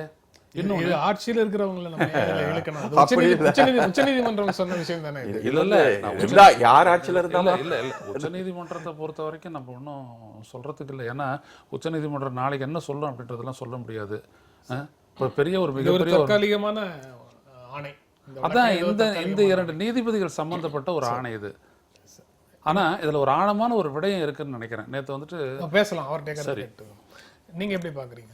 இல்லை முதல்ல இது வந்து உச்சநீதிமன்றம் வந்து இதை மாதிரி வந்து ஒரு தேசபக்தியை வளர்ப்பதற்கு உச்சநீதிமன்றம் இப்படிப்பட்ட ஒரு ஆலோசனைகளை வழங்குவது என்பது வந்து கூட உச்சநீதிமன்றத்தினுடைய ஒரு எல்லைக்கு அப்பாற்பட்ட ஒரு செய்தியாக தான் நான் பார்க்குறேன். உச்சநீதிமன்றம் அந்த வரம்பு மீறி வந்து தலையிடுவதாக தான் பார்க்குறேன். உச்சநீதிமன்றம் வந்து இப்படிப்பட்ட கருத்துக்கள்லாம் சொல்வதற்கு வந்து என்ன அதுக்கு அதிகாரம் இருக்குது அப்படிங்கிறத ஒரு செய்தியாக நான் பார்க்குறேன். இன்னொன்று வந்து தேசிய கீதம் பாடுவதனாலேயோ அதற்கு எழுந்து நிற்பதனாலேயோ ஒவ்வொரு குடிமகனும் தான் ஒரு குடிமகன் என்பதென்றோ அல்லது வந்து நான் ஒரு தேசபக்தி உள்ளாக மாறிவிடுவேன் அப்படின்னு சொல்கிறதுக்கோ ஒரு உணர்வுக்கு அவன் தகவமைக்கப்படுவான் அப்படின்னு நம்புறதே வந்து ஒரு மித், ஒரு மாயை தான். ஏன்னா தேசிய கீதங்கள் பாடுவதுனால ஒருத்தனை தேசபக்தியாக மாற்றிவிட முடியாது. பல நாடுகளில் வந்து பல விடுதலை பெற்ற நாடுகள், விடுதலைக்காக போராடிய நாடுகள், அர்ப்பணித்த நாடுகள், கீழ்மட்டத்திலிருந்து படிப்படியாக முன்னேறிய பல நாடுகள், கியூபா போன்ற பல நாடுகள், அவர்களுக்கெல்லாம் நீங்கள் தேசபக்தியை சொல்லித்தர வேண்டிய அவசியமே இல்லை. அவர்கள் இயல்பாகவே ஒரு தேசபக்தி இருந்தாங்க. தாங்கள் தேசத்துக்காக தங்களை வந்து அர்ப்பணிப்பதற்கு தயாராக இருந்தாங்க. ஆனால் இந்த தேசத்தில் வந்து கட்டமைக்கப்பட்ட தேசபக்தி என்பது மக்களுக்கான ஒரு தேசபக்தியை கட்டமைக்கலை. நீங்கள் தேசபக்தியின் பெயரால் வேறு சில கருத்துக்களை வந்து மக்கள்கிட்ட திணிப்பதற்கு இந்த தேசபக்திங்கிறது பயன்படுத்தப்பட்டது. அப்போ அந்த மாதிரியான ஒரு சமூக பிரச்சனை, பொருளியல் பிரச்சனைகள் மூலம்தான் ஒரு ஒருங்கிணைந்த ஒரு சமூகத்தை கட்டமைக்க வேணும் அப்படிங்கிற உண்மையை மறந்துட்டு ஒரு பாட்டை பாடு அதனால தேசபக்தி வளரும் அப்படின்னு சொன்னால், இப்போ ஒரு நாளைக்கு 10 தடவை ரொம்ப ஜனகணமனையை பாடலாமே, அதனால் ஒரு தேசபக்தி வளர்ந்ததுன்னா தாராளமாக பாடலாம். ஒன்று. ரெண்டாவது விஷயம் வந்து இவங்களே ஏற்கனவே ஒரு 20-30 ஆண்டுகளுக்கு முன்பு இதே மாதிரி திரைப்பட அரங்குகளில் தேசிய கீதம் பாடப்பட்டு வந்துச்சு. அது முதல்ல வந்து பாடப்பட்டு வந்துச்சு. அதற்கப்புறம் முதல்ல போட வேண்டாம், படத்தை நிறைவில் போடலான்னாங்க. நிறைவில் போடுறப்ப யாரும் எழுந்திரிச்சு நிற்கல, எல்லாருமே போயிட்டாங்க. இப்போ நீதிமன்றம் என்ன சொல்லுது, நீங்கள் திரைப்படம் துவங்குவதற்கு முன்பே தேசிய கீதத்தை பாடுங்கன்னு சொல்கிறாங்க. அதெல்லாமே இன்னொரு உச்சநீதிமன்றம் என்ன சொல்லுதுன்னா, தேசிய கீதம் பாடுகிற போது திரையில் தேசிய கொடி பறக்க வேண்டும் என்று சொல்லுகிறது. இதெல்லாமே கூட தெரியாத அளவுக்கு தான் அந்த நாட்டில் தேசபக்தி இருக்கு அப்படிங்கிறத உச்சநீதிமன்றம் சொல்றதை நான் பார்க்குறேன். ஏன் இதே உச்சநீதிமன்றம் வந்து திரைப்படத்தினுடைய முடிவில் வந்து தேசிய கீதத்தை பாடுங்க அப்படின்னு உச்சநீதிமன்றம் ஏன் சொல்லன்னு சொன்னால், நிச்சயமாக எழுந்திரிச்சு நிற்க மாட்டாங்க. இப்போ முன்னாடி எழுந்திரிச்சு நிற்கிறவங்க அடுத்து படம் பார்க்கணுங்கிற கட்டாயத்தினால தான் எழுந்திரிச்சு நிற்பாங்க. அதனால தான் முன்னாடி போடுங்கன்னு இதை சொல்லுது. அப்போ இந்த நாட்டினுடைய தேசிய கீதம், இந்த தேசிய கீதத்துக்கு எழுந்து நிற்க வேண்டும் என்ற உணர்வு இயல்பாகவே இந்த மக்களுக்கு தோன்றாத ஒரு சமூக அமைப்பில் இருந்துட்டு இருக்கிறப்ப உச்சநீதிமன்றம் ஏன் இந்த மாதிரி விஷயங்களில் தலையிட்டு ஒரு கருத்துக்களை சொல்லணுங்கிறதே எனக்கு புரியல. அது எந்த நியாயமும் இருக்கிறதா எனக்கு தெரியல. அது இயல்பாக மக்கள்கிட்ட வர வேண்டிய ஒரு விஷயம். அது சாதாரண மக்களுக்கு வந்து சட்டத்தை மதித்து நடக்கக்கூடிய உணர்வோடு இருக்கிறது தான் தேசத்தின் மீது அவர்கள் வச்சிருக்கக்கூடிய அன்பாக, தேசத்தின் மீது அவர்கள் வச்சிருக்கக்கூடிய பற்றாக அவங்களுக்கு இருக்கும். அதுல வந்து சாதாரண மக்கள் வந்து பின்வாங்கிறதாகவோ அல்லது யாருக்கும் குறைந்தவர்களாகவோ, யாரை விடையும் 2வது நிலையில் இருக்கிறதாகவோ சொல்வதற்கு எதுவும் இல்லை. ஆனால் சில அடையாளங்கள் வந்து அவசியப்படுகிறது. சிம்பாலிக்கா சில விஷயங்களை செய்ய வேண்டியது இருக்கு. இது வந்து ஒரு பெரிய ஆபத்து நான் நினைக்கிறேன். நாட்டுணர்வை வளர்க்கும் அப்படின்னு பாரதிய ஜனதா கட்சி சொல்லுது. இதை நடைமுறைப்படுத்தும் போது கவனமாக நடைமுறைப்படுத்த வேண்டும்னு காங்கிரஸ் கட்சி சொல்லுது. தேசிய கீதமும் மூவர்ண கொடியும் நாட்டை ஒன்றிணைக்கக்கூடியவை அப்படின்னு பாரதிய ஜனதா கட்சி கருத்து சொல்லியிருக்காங்க. பாரதிய ஜனதா கட்சி சொல்லியிருக்காங்க, மூவர்ண கொடியும் தேசிய கீதமும் நாட்டை ஒன்றிணைக்கக்கூடியவை அப்படின்னு சொல்லி பாரதிய ஜனதா மூவர்ண கொடி வந்து ஆக்சுவலாக வந்து உருவாக்கப்பட்ட நேரத்தில் ராஷ்டிரிய சேம் சேவக் இங்கே வந்து கொள்கையை வகுத்த கோல்வாக்கர் சொல்லியிருக்கிறாரு, நமக்கு வந்து பூர்வீக காலத்தொட்டு நமக்கான ஒரு கொடி அடையாளம் இருந்து கொண்டு இருக்கு, அந்த கொடியை விட்டுட்டு புதிதாக வந்து ஒரு தேசிய கொடியை இப்படி நம்ம உருவாக்க வேண்டிய அவசியம் கிடையாது என்று திட்டவட்டமாக கோல்வாக்கர் வந்து தன்னுடைய நூலில் எழுதியிருக்கிறார். தேசிய கொடியை அறிமுகப்படுத்த கட்ட காலத்திலே அவங்க ஏற்றுக்கொள்ளலை. இன்றைக்கும் ராஷ்டிரிய சுயம் சேவக் சங் நடத்துகின்ற அந்த அவங்களுடைய ஆண்டு கூட்டங்கள்லாம் கூட அவங்க வந்து தேசிய கொடியை ஏற்றுறதில்ல, அவங்க வந்து அவங்களுக்கான அந்த கொடி அடையாள கொடியை தான் அவங்க வந்து இன்றைக்கும் அவங்க ஏற்றி வைத்திருக்கிறாங்க. அது மாதிரி பல விஷயங்கள் அவங்க தத்துவத்த ரீதியாகவே எல்லாம் அவங்களுக்கு வேறுபாடு. இந்திய விடுதலை நாளுக்கு 2002 இந்திய விடுதலை நாளில இருந்து அவங்க வந்து அலுவலகத்துல ஆகஸ்ட் 15 அன்று கொடியேற்றுவதை வழக்கமாக, அதுக்கப்புறம் சப்சிக்வெண்டா அந்த மாற்றத்துக்கு அவங்க வந்திருக்காங்க. அப்ப சமூகத்துல வந்து இருக்கிற ஒரு மாற்றங்களுக்கு தகுந்தபடி நம்ம அந்த பின்னோக்கி போகக்கூடாது அப்படிங்கிற ஒரு நிலைக்கு வந்து அவங்க கட்டாயப்படுத்தப்பட்டிருக்காங்க தான் இருக்காங்க. பட் அவங்களுடைய பூர்வீக கருத்து சித்தாந்தம்ங்கிறது அப்படிதான் இருந்திருக்குங்கிறத சொல்ல வரேன். அது எந்த ஒரு இயக்கத்துக்கும் ஒரு காலகட்டத்தில் வந்து தங்களுடைய பழைய நிலைகள்ல இருந்து வெல்கம் அது வரவேற்க வேண்டியது அது ஒன்றும் இல்லை. அதே மாதிரி வந்து இந்தியா அப்படிங்கிற விஷயத்தை வந்து அவங்க ஏற்றுக்கலாம். அவங்க வந்து பாரதியம் அப்படிங்கிற வார்த்தையை தான் அவங்க ஏற்கிறாங்க. ஏன்னா அவங்க வைக்கிற அமைப்புகளுக்கு பூரா பாரதியம் தான் வைத்திருக்கிறாங்க. ஏன் அவங்க எந்த ஒரு அமைப்புக்கும் ஏன் இந்தியான்னு வைக்கல, எல்லாத்துக்குமே ஏன் பாரதியங்கிறதுக்குள்ளே போகிறாங்க? அப்போ இந்தியாங்கிறதுக்கும் பாரதியங்கிறதுக்கும் ஒரு வித்தியாசம் இருக்குங்கிறதே அவங்க சொல்லியிருக்கிறாங்க. இந்தியாங்கிறது வந்து பல்வேறு மதத்தை ஏற்றுக்கொண்ட நாடு, பாரதியம் என்கிறது வந்து நம்மளுடைய பரதர் அண்ட பூமி, பித்ரு பூமி, அதனுடைய பாரம்பரியமாக வந்ததுனால பாரதியங்கிறது அவங்க இன்றவர்களே ஏற்றுக்கிட்டு இருக்க விஷயமா தான் இருக்கிறாங்க. அதனால் அந்த விஷயங்கள் அவங்களுக்கு அடிப்படையான வேறுபாடுகள் இருந்தாலும் இன்றைக்கு வந்து அவங்க என்ன நிலையில் இருக்காங்கன்னு தெரியல. நான் என்ன சொல்கிறேன்னா, தேசபக்தி என்று சொல்லப்படுகிறது இன்னைக்கு பிஜேபி சொல்லுகிற தேசபக்தி, செக்குலர் மதச்சார்பற்ற மக்கள் சொல்லுகின்ற தேசபக்தி, மக்களுக்கான ஒரு தேசபக்தி, இந்த 3 தேசபக்தியை நம்ம வந்து பிரித்து பார்க்க வேண்டியது. நாங்கள் பேசுவதெல்லாம் தேசபக்தி என்பது இந்த நாட்டினுடைய மக்களுக்கான ஒரு குறியீடாக தான் இருக்கணும். இன்னொரு விஷயம், குறியீடு ஐகான் அப்படிங்கிற விஷயங்களே இந்த நாட்டில் வந்து ஒரு ஏமாற்றுவதற்கு பயன்படுற ஒரு சொல்லாக தான் பயன்பட்டுருக்கு. எல்லாமே ஒரு குறியீட்டு தளத்திலேயே முடிஞ்சு போயிடுறது. அந்த குறியீட்டினுடைய நோக்கத்தை மக்களிடத்தில் கொண்டு செல்வதற்கான எந்த இயக்கங்களும் எந்த நடவடிக்கைகளும் எந்த செயல்பாடுகளும் இல்லாமல் ஒரு குறியீட்டு தளத்தில் தான் போயிட்டு இருக்கு. ஜனகணமான ஒரு பக்தன் வந்து காலையில் எழுந்திரிச்சு ஒரு பக்தி பாடலை பாடிக்கொண்டு அதற்கு பிறகு தான் வழக்கமாக செய்யக்கூடிய சட்டவிரோதமான தொழில்களை எப்படி செய்து கொண்டிருக்கிறாரோ, அதே மாதிரி ஒரு அரசு நிறுவனத்தில் இருக்கிறவங்க ஒரு ஜனகணமனல பாடிட்டு வழக்கமாக செய்யக்கூடிய முறைகேடுகளை செஞ்சுட்டு இருக்கிறாங்க. இவையெல்லாம் இந்த குறியீடுகள் இப்படி தான் இருந்துகிட்டு இருக்குங்கிறதா நான் பார்க்குற இந்த விஷயத்தை. இது உச்சநீதிமன்றம் சொன்ன ஒரு தீர்ப்பு அப்படின்றத நான் ஒதுக்கி வச்சுட்டு பொதுவாக பார்க்குறேன். தேசப்பற்று அப்படின்றதுக்கான அவசியம் என்னது? பற்றுன்றதெல்லாம் நீங்கள் விட்டுடுங்க, ஈடுபாடு வேணும் இல்லையா? நாம் வாழற நாடு, நம்முடைய வாழ்க்கை அப்படின்றது மனிதன் என்றாலே பொது மனிதன் தான் அப்படின்னு நம்மாழ்வார் சொன்னார். மனிதனுக்கான விளக்கம் அவர் அப்படி சொன்னார். இப்போ ஒரு பொது மனிதனாக இருந்து நம்ம சிந்திக்கிறோமா, நம்ம செயல்படுறோமா அப்படின்ட்டு. ஆட்சியில் இருக்கிறவங்க அப்படி செயல்பட்டு இருக்கிறாங்களா, இல்லை இவங்களோட ஆளுமையில் இவங்க கடைபிடிக்கக்கூடிய வழிமுறைகள் அப்படிப்பட்டதாக இருக்கா? ஒரு நொந்த உள்ளத்தோடு நான் சொல்கிறேன், இந்த நாட்டினுடைய ஒரு பகுதி மக்களின் மீது அந்த கோயிலுக்குள் புகுந்து தாக்குதல் நடத்தும் போது இந்த இராணுவத்தில் இருக்கக்கூடிய பல்வேறு பிரிவுகளிலிருந்து ஒரு குறிப்பிட்ட பிரிவை எதிர்த்து அவர்களுக்கு எதிராக நீங்கள் நடவடிக்கை எடுக்க அனுப்புகிறீர்கள், ஆபரேஷன் பூஸ்டார். அதன் பிறகு அதே இனத்தைச் சேர்ந்த மக்களை ஈழத்தில் அடக்க வேண்டும் என்ற ஒரு நிலை வரும்பொழுது அந்த எந்த படைக்கு எதிரான படையோ அந்த படையை நீங்கள் அனுப்புகின்றீர்கள். இது ஒன்று. இதே மாதிரி நீங்கள் பார்த்தீங்கன்னா காஷ்மீரில் ஒடுக்குமுறை பண்ணுறதுக்காக ஒரு தனி இராணுவ பிரிவை உருவாக்குகிறீர்கள், ராஷ்டிரிய ரைஃபிள்ஸ் என்ற பெயர். இப்படி ஒன்று உருவாக்குகிறீர்கள். வேறொரு இடத்தில் நீங்கள் தாக்குதல் நடத்துவதற்கு நீங்கள் கோர்க்கா ரெஜிமெண்ட்டை கொண்டு வருகிறீர்கள். இதெல்லாம் என்னது? ஒற்றுமைக்கான அடையாளமா, பிரித்தாளும் சூழ்ச்சியா? உங்களுடைய அடக்குமுறைக்கு கூட இவ்வளவு நவீனத்துவத்தை எல்லாம் செய்யும் பொழுது ஒரு சிந்திக்கக்கூடிய என் போன்ற மனிதர்கள் மனதில் இந்த நாட்டை பற்றி பற்று ஏற்படுமா, அல்லது குறைந்தபட்சம் ஒரு வருத்தம் ஏற்படுமா? இந்த நாட்டினுடைய மத்திய அரசாக இருந்தது மாநிலங்களுக்கு இடையிலான பிரச்சனைகளை என்றைக்காவது தீர்த்திருக்கிறதா? ஒரு நாடு என்றால் பகிர்ந்து ஏற்றுக்கொள்வது தான். எனக்கு இருப்பதை கொடுத்து உனக்கு இருப்பதை நான் பெறுவது தான். ஆனால் முல்லை பெரியால் நாம் முட்டி கொண்டு நிற்கின்றோம். காவிரி பிரச்சனையில் எவ்வளவு காலமாக போராடி கொண்டிருக்கின்றோம். இங்கே இப்படி, அங்கே என்ன? 5 மாநிலங்களுக்கு இடையே ஹரியானாவுக்கு நான் தண்ணி தரேன் என்று பஞ்சாப் சொல்லுகின்றதா? அதை தந்தே தீர்வோம் என்று நீங்களாவது சொல்லுகின்றீர்களா? ஒருபடி மேலே போயிட்டு பாகிஸ்தானுக்கு தரக்கூடிய நீரை தடுப்போம் என்கின்றீர்கள். ஒரு நாட்டளவில் நீங்கள் செய்யக்கூடியதை ஒரு மாநில அளவில் பல்வேறுபட்ட ஆட்சிகள் செய்கின்றன. இப்படிப்பட்ட பீகாரிலிருந்து பரீட்சை எழுத வர்றவனை வந்துட்டு மராட்டியத்தில் வந்துட்டு மண்ணின் மைதர்களை அடித்து துரத்துறீங்க. பீகார் ஏதோ வளங்கொழிச்ச ஒரு மாநிலம் மாதிரி அவனும் வேலை தேடி தான் அலையிறான். இங்க இதே மாதிரி வடகிழக்கு இந்த மாதிரி நிகழ்வுகள்லாம் நடக்கக்கூடாதுங்கிறதுக்காக தான் இந்தியா எனது தாய்நாடு, இந்தியர்கள் எல்லோரும் அய்யநாதன் சொன்ன கருத்தையே வலியுறுத்தி நான் ஒரு கருத்து சொல்றேன். தேசப்பற்று அப்படிங்கிறது வந்து தமிழ்நாட்டில் எல்லாருக்குமே தேசப்பற்று இருக்கு, தாய்நாடு பற்று இருக்கு. ஆனா இப்ப அய்யநாதன் சொன்ன அத்தனையான காரணங்கள், அவரை காட்டிய சான்றுகள் அத்தனையும் எதை சொல்லுதுன்னு சொன்னா, தமிழ்நாட்டினுடைய தேசப்பற்றை வந்து நீங்க ஒரு பலிகடாவாக்கி கொண்டு நீங்க இந்தியாவினுடைய ஒரு தேசப்பற்றுக்கு வாங்க என்று அழைக்கிறப்பதான் நீங்க வந்து தேசப்பற்றுக்குள்ளே ஏன் இப்படி ஒரு வேறுபாடை காட்டுறீங்க ஒரு கேள்வி வரும். தமிழ்நாட்டினுடைய இயல்பாக ஒவ்வொரு இந்தியாங்கிறது வந்து பல்வேறு தேசிய இனங்களை கொண்ட நாடு, மொழி வழி மாநிலங்களில் பிரிக்கப்பட்ட மாநிலங்களை ஏற்றுக்கொண்டிருக்கோம். அந்தந்த மாநிலங்களுக்கும் ஒரு இறையாண்மை உள்ள ஒரு சட்டமன்றத்தை கொண்டு வந்திருக்கோம்.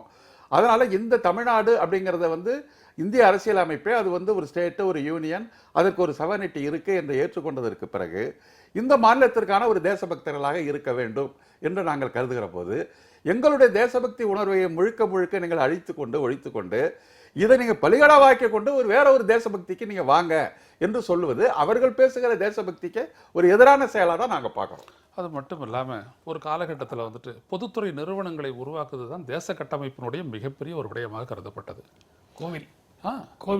கோவில் பொதுத்துறை உள்ளபடியே இருந்தது. எவ்வளவு பேருக்கு வேலை வாய்ப்பு கொடுத்தது, இந்த சமூகத்தில் எவ்வளவு பேர் நீங்க ஒரு 5 ஆண்டு திட்டத்திலே நிறைவேற்றப்பட்ட விடயங்கள் எல்லாம் நான் என்னுடைய புத்தகத்துக்காக நான் படிக்கும்போது எனக்கு ஆச்சரியமா இருந்தது. நன்றாகத்தான் சிதைத்திருக்கிறோம், நன்றாகத்தான் நடைமுறைப்படுத்தி விட்டுருக்கோம். அப்புறம் நீங்க பாத்தீங்க அப்படின்னா திட்ட ஆணையம்ன்றத ஒன்றத்தை வச்சுக்கிட்டு அடுத்த கட்ட வளர்ச்சிக்கான உத்தரவாதத்துடன் கூடிய திட்டத்தை நம்ம செஞ்சோம். இன்னைக்கு நிதி ஆயோக்னு கொண்டு வந்துட்டு நீங்க என்ன செஞ்சிருக்கீங்க?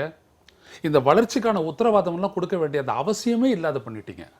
எதை செஞ்சா நல்லா இருக்கும், எதை செஞ்சா வசதியா இருக்கும், எதை செஞ்சா வளர்ச்சிக்கு கொண்டு போவோம் அப்படின்னு பொத்தாம் புதுல சொல்லிட்டு வளர்ச்சி 5 ஆண்டு காலக்கான வளர்ச்சிங்கிறது இருக்கு இல்ல, வளர்ச்சின்ற வார்த்தை கிடையாது. நீங்க வந்து இந்த 3 ஆண்டுகளாக நடக்கக்கூடிய விஷயங்களை வச்சுட்டு பொதுவாக உண்டான விஷயம் 25 ஆண்டு கால விடயத்தை நான் வந்துட்டு நான் பகுப்பாய்வுக்கு உட்படுத்துகிறேன். அன்றைக்கு வந்துட்டு பொதுத்துறை நிறுவனங்களை வளர்ப்பது தேசப்பற்றுடைய செயலாக இருந்தது, தேச கட்டுமானமாக இருந்தது. இன்னைக்கு பொதுத்துறை நிறுவனங்கள் நீங்க சொன்ன மாதிரி நவரத்னா உட்பட இதனுடைய இதெல்லாம் டைவர்ஸ்மெண்ட் பண்றது அப்படின்றது இன்னைக்கு தேசப்பற்றா இருக்குதா? இந்த கேள்வியை கேட்கக்கூடாதா? ஒரு பொருளாதார சுதந்திரத்திற்கு இந்த நாடு அழைத்து செல்லப்படக்கூடாதா? கோர்ஸ் கரெக்ஷன் அப்படின்னு ஆங்கிலத்துல ஒரு வார்த்தை சொல்றாங்க. சரி, உங்களுக்கு ஒரு சில முடிவுகளை எடுத்துட்டு நடைமுறைப்படுத்துறோம், அதுல சில தவறுகள் வருது, தவறுகளை சரி செய்து மீண்டும் இயங்குவதற்கு கோர்ஸ் கரெக்ஷன் தேவைப்படுது. அந்த கோர்ஸ் கரெக்ஷனாக முதல்ல வந்து தேசியமயமாக்குதல், அரசுடைமையாக்குதல் எல்லாமே வந்து முதல்ல சரியான பாதையாக தெரிஞ்சது. அது சரியான பாதையாக கடந்த அனுபவங்கள்ல இருந்து அதுல விரும்பிய விளைவுகள் கிடைக்கலங்கும் போது கோர்ஸ் கரெக்ட் பண்ணிட்டு தனியார் மையத்துக்குள்ள போறாங்க. ஐயா, கோர்ஸ் கரெக்ஷன் அப்படின்றது என்னங்க ஐயா? Ultimately it must benefit me, it must benefit the commoner. அவங்க தானே உன்னுடைய இலக்கு. ஆனா காமனருக்கு வேலை இழப்பு ஏற்படுது, காமனருக்கு பொருளாதார சுதந்திரம், பொருளாதார நம்பகத்தன்மை, பொருளாதார அந்த பற்றுறுதி, ஃபெய்த் இல்லாம போகுது. அதுக்கு என்ன உங்களுடைய பதில்? இந்த நாட்டில் வந்துட்டு இன்னைக்கு ஜாப்லெஸ் growth நோக்கி நீங்க போய்கிட்டு இருக்கிறீங்கன்னு சொல்றீங்களே, இதான் பொருளாதார வளர்ச்சியா? இது இப்போ இந்த இளைஞன் கிட்ட போயிட்டு நான் பேசும்போது எல்லாம் வெளிநாட்டுல வேலை தேடி ஓடுறான், ஐடின்னு ஒன்று வராது இருந்ததுன்னா இந்த நாட்டுடைய தேசபக்தி என்ன ஆயிருக்கும் ஐயா? நீங்க ஒரு மக்களினுடைய ஒவ்வொரு காலகட்டத்திலையும் ஒன்றொன்றை வந்து முன்னிறுத்தும். அரசுடைமையாக்கப்பட்ட வங்கிகள், அரசுடைமையாக்கப்பட்ட இன்சூரன்ஸ் நிறுவனங்கள், பொதுத்துறை நிறுவனங்கள் எல்லாம் வந்து ஒரு காலத்துல வந்து அன்றைய இளைஞர்களுக்கு வேலை கொடுக்கக்கூடிய இடமாக இருந்தது. ஆமா, அது ஒரு சேச்சுரேஷனுக்கு வரும்போது அடுத்த கட்டமாக இன்னொரு துறையில முன்னுரிமை கொடுத்து பண்றாங்க. வங்கி இல்லாத போயிடுச்சுங்களா? வங்கிக்கான அவசியம் இல்லாத போயிடுச்சுங்களா? இன்னைக்கு வங்கிகள் எல்லா இடத்துலயும் பரவாயில்ல இல்லைன்றது தானே இவ்வளவு பெரிய கேஷ் கரன்சிக்கும் ஒரு குறிப்பிட்ட காரணமா இருக்குது. சரி, அப்போ பார்வையில் கோளாறு. நீங்க என்ன சொல்ல வரனா, ஒண்ணுத்திலிருந்து இன்னொன்னு நீங்க பண்ணுங்க. நான் அதான் சொன்னேன், அந்த பாராடைம் ஷிஃப்ட் என்று சொல்லும் பொழுது நீங்க என்ன செய்யணும் அப்படின்னம்னா, இதுல கிடைச்சிட்டு இருந்த பலனை விட உனக்கு நிறைய பலன் கிடைக்கும்ன்றது நிரூபிச்சிருக்கீங்க இந்த 25 ஆண்டு காலத்துல. அதுதான் நான் கேட்கிறேன். என்கிட்ட இருந்து நீங்க என்ன டிமாண்ட் பண்றீங்க? தேசப்பட்ட டிமாண்ட் பண்றீங்க. என்கிட்ட நான் என்ன டிமாண்ட் பண்றேன்? என்னுடைய நலனை டிமாண்ட் பண்றேன். அப்போ who's to answer? Not the Supreme Court, but the elected executive. அவங்க தான் பதில் சொல்லணும் இதுக்கு. அதான் இங்க முக்கியம். நீங்க ஏதோ குறுக்கிட வந்தீங்க அவர் சொல்லும்போது. இல்ல அதுதான் சொல்றேன். நீங்க அந்த கோர்ஸ் இதுன்னு சொன்னீங்க. கோர்ஸ் கரெக்ஷன் அந்த கோர்ஸ் கரெக்ஷன் தான் சொல்ல வந்தேன். கோர்ஸ் கரெக்ஷன் அப்படிங்கிறது வந்து இது ஆரம்பத்தில் வந்து பொதுத்துறை நிறுவனங்களும் உள்நாட்டு வேலை வாய்ப்புகள் உருவாக்குதல் அப்படிங்கிற ஒரு கொள்கையை வந்து தொடர்ச்சியாக போயிட்டு இருக்கிறப்ப ஒரு காலகட்டத்தில் வந்து இந்த உலகமயமாக்கல் கொள்கையிலங்கிறப்ப ஒரு பாலிசி ஷிஃப்ட் நீங்கள் பண்ணுறீங்க. அதற்கு பிறகு இந்த கொள்கையை அமலாக்கப்பட்டதற்கு பிறகு நாட்டினுடைய பொருளாதார கிரைசிஸ் அப்படிங்கிறது கூடிட்டு தான் போயிருக்கு. இப்போ இவங்க என்ன சொல்றாங்கன்னா அந்த கிரைசிஸ்க்கான காரணங்களை தான் நீங்க சொல்லிட்டீங்களே தவிர அதற்கு முன்னாடி இருந்த பொதுத்துறை நிறுவனங்களும் நாட்டினுடைய கட்டுமான வளர்ச்சிக்கான போடப்பட்ட திட்டங்களும் தந்த பயனை விட இந்த பயன் அதிகமான பயனை தந்திருக்கிறது அப்படிங்கறத நீங்க வந்து மக்கள் மன்றத்தில் வந்து நிரூபித்தால் ஒழிய இந்த கோர்ஸ் கரெக்ஷன் அப்படிங்கிறது வந்து ஒரு வெற்றி பெற்ற கொள்கையா இருக்க முடியாது. ஆனால் நீங்க ஃபர்தரா இந்த கோர்ஸ் கரெக்ஷன் அப்படிங்கிற விஷயத்தையே மேற்கொண்டு மக்களிடம் திணிப்பதற்கும் அதை நியாயப்படுத்துவதற்கான முயற்சிகள்ல நீங்க போயிட்டு இருக்கீங்க அப்படிங்கறத நான் சொல்ல வரேன். ஆனா உலகமயமாக்கல்ல இருந்து இன்னைக்கு வந்து விலகி நிற்க முடியாது, அது உண்மை. ஏன்னா உலகம் வந்து தனித்து விடப்படக்கூடிய ஒரு சூழல்ல இருக்கு. பல நாடுகள் வந்து பாடங்களை பெற்றுக்கொண்டு அதுக்கப்புறம் போயிருக்கு. ஆனா இந்த உலகமயமாக்கல் கொள்கையே நம்முடைய சுய பொருளாதாரத்தையும் நம்முடைய சுய கட்டுமான அமைப்புகளையும் தகர்க்காமல் அதை எப்படி கொண்டு போவது அப்படி என்பதற்கும் பல நாடுகள், சீனாவை போன்ற நாடுகள் இன்னைக்கு வந்து முன்னுதாரணமாக இருந்து கொண்டிருக்கின்றன. நீங்க அதை பற்றியெல்லாம் கவலை எடுத்துக்கொள்ளாம ஒட்டுமொத்தமாக நாட்டினுடைய பொருளாதாரத்தையே திறந்து விடுவது, எல்லாவற்றுக்கும் மக்களுக்கான எந்த இதுவும் இல்லை அப்படிங்கிற ஒரு விஷயத்துக்கு போறப்பதான் இன்னைக்கு வந்து கட்டுமான தொழிலாளர்களுக்கும் நாங்க வந்து இந்த கேஷ்லெஸ் டிரான்ஸை கொண்டு வரதுங்கிறது அதனுடைய வெளிப்பாட தான் பார்க்க வேண்டிய விஷயமா இருக்கு. இன்னொன்னு பரந்த விஷயங்களுக்குள்ள போயிட்டீங்க. இந்த குறிப்பான அறிவிப்புக்குள்ள இருக்கக்கூடிய சில விஷயங்கள் இறுதி பகுதியில இருக்கிறோம். இறுதி பகுதியில இருக்கிறோம். இல்ல தட் இஸ் ஹாலோ. எது உச்சநீதிமன்றம் சொல்றது ஹாலோ. சரி, அதுல இருக்கக்கூடிய வேறு முரண்களை நான் சுட்டி காட்டுறேன். சரி சொல்லுங்க. நீங்க வந்து தேசிய கீதத்தை இசைக்கப்படும் போது வெளியில இருந்து யாரும் உள்ள வரக்கூடாது, அரங்கங்கள் உள்ளிருந்து தாளிடப்பட வேண்டும் அப்படின்னு எல்லாம் சொன்னதாக சொல்றாங்க. அதாவது காலையில இதை சொல்லிட்டு லஞ்சுக்கு போயிட்டு திரும்ப வந்ததுக்கு அப்புறம் இதையெல்லாம் சொன்னதாக செய்திகள்ல சொல்றாங்க. அப்போ வந்து அந்த டெல்லியில உப்கார் அப்படிங்கிற நிறுவனம் தீப்பிடித்து, திரையரங்கம் தீப்பிடித்து அதுல மனிதர்கள் இறக்கும் போது அந்த வழக்கு தொடர்பாக உச்சநீதிமன்றம் சொன்னது என்னன்னா, எந்த சூழலிலும் திரையரங்கங்கள் உள்ளிருந்து தாளிடப்படக்கூடாது, எப்ப வேண்டுமானாலும் உள்ள இருக்கிறவங்க வெளியில வருவதற்கான வழிகள் வந்து இருக்கணும், அது வெளியில வருவதை உறுதி செய்யணும் அப்படின்னு ஏற்கனவே உச்சநீதிமன்றம் சொன்ன இன்னொரு தீர்ப்பு இருக்கு. அதற்கு மாறான ஒரு செய்தியை நேற்று வந்து இவங்க உச்சநீதிமன்றம் சொல்லியிருக்கு. நான் எப்படி பார்க்கணும்னு சொன்னா, தேசபக்திக்காக உயிர் பலியாவதற்கு எல்லாம் தயாரா இருக்கணும் அப்படிங்கிறதால கதவெல்லாம் திறக்காதுன்னு சொல்லியிருப்பாங்க. ராஜேந்திரன் திடீர்னு பயங்கரவாதி ஆயிட்டாரு கருத்துக்கள்ல. இல்ல அடிப்படையில நம்ம ஒண்ணு கவனிக்கணும். யாரும் அப்படி ஒண்ணு அடிச்சு புடிச்சு ஐயோ தேசியகீதம் போட போறாங்களா அப்படின்னு சிகரெட் ஆஃப் பண்ணிட்டு யாருப்போ யதார்த்தம் நான் பேசுறேன். நான் நம்ம நாட்டுல பார்த்துருக்கேன். 60 வயசாச்சு, அதையும் பார்த்தோம், இன்னைக்கு இருக்கிற சூழலையும் பார்த்தோம். இந்த செயலிலிருந்து தோன்றாத ஒரு பற்று இப்படிப்பட்ட ஒரு திருப்பிலிருந்து தோன்றிவிடும் என்று இந்த நாட்டுடைய உச்சநீதிமன்றம் உணர்வுகளை திணிப்பது அப்படிங்கறத ஏற்றுக்கொள்ளப்பட்டதா? கட்டாயப்படுத்தி அப்படிங்கிற பல்வேறுபட்ட கருத்துக்களை வந்துட்டு இன்னொரு தொலைக்காட்சி விவாதத்துல வந்துட்டு எழுத்தாளர் ராமகிருஷ்ணன் சொன்னாரு. இப்ப சொல்லும்போது சொன்னாரு, இந்த நாடு சுதந்திரம் பெற்றதற்காக போராடியவர்கள், தியாகம் செய்தவர்களை பற்றிய வரலாற்றை புத்தகத்திலேயே வைக்காம, அதை படிக்காமையே இந்த நாட்டில் ஒருத்தன் ஸ்கூல்ல பாஸ் பண்ணிட்டு டிகிரி பாஸ் பண்ணிட்டு போறான். அப்படியாப்பட்ட இடத்துலலாம் அங்கெல்லாம் கோட்டை விட்டுட்டு இங்கே வந்துட்டு சொல்றீங்களே அப்படின்னாரு. நான் இன்னும் ஒருபடி மேலே போய் சொல்றேன்.